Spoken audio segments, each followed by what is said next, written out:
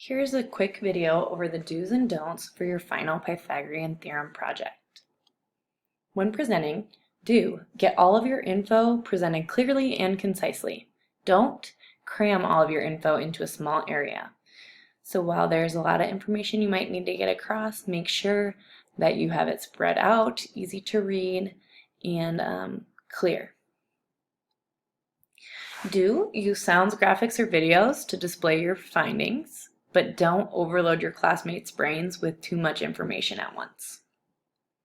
Our brains can only take in so much information. Make sure that you aren't overwhelming yourself or your classmates. Do use a nice font and a color that you like, but don't use a font we can't read on a color impossible to read off of. Just be aware that it's visually appealing. Think about the fact that not everyone can read as quickly as you, so make sure if you're doing a slide or a video, you're taking your time and everything is presented well. Here's an example of a do. Everything is easily readable. You can see the three images of the different lengths, and you can see the fourth image of the triangle. The information is there, so my right triangle is a part of the back patio at my sister's house. I found the length of the legs and then solved for the hypotenuse. And then in the black, you can see all of the work shown for that final length.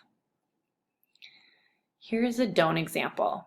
Reasons that it's a don't example is because that bright yellow is pretty overwhelming. The bright green is a little tough to read. The white cursive font is very hard to read on that picture.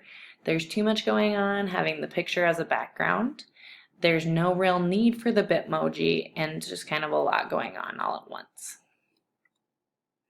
While both examples have all of the content needed, the second had too much going on and was tough to read. You can present your information in any way you see fit. This is just one example. Some options would be a Google drawing or infographic, a vlog, an Instagram post, a slideshow, or a poster.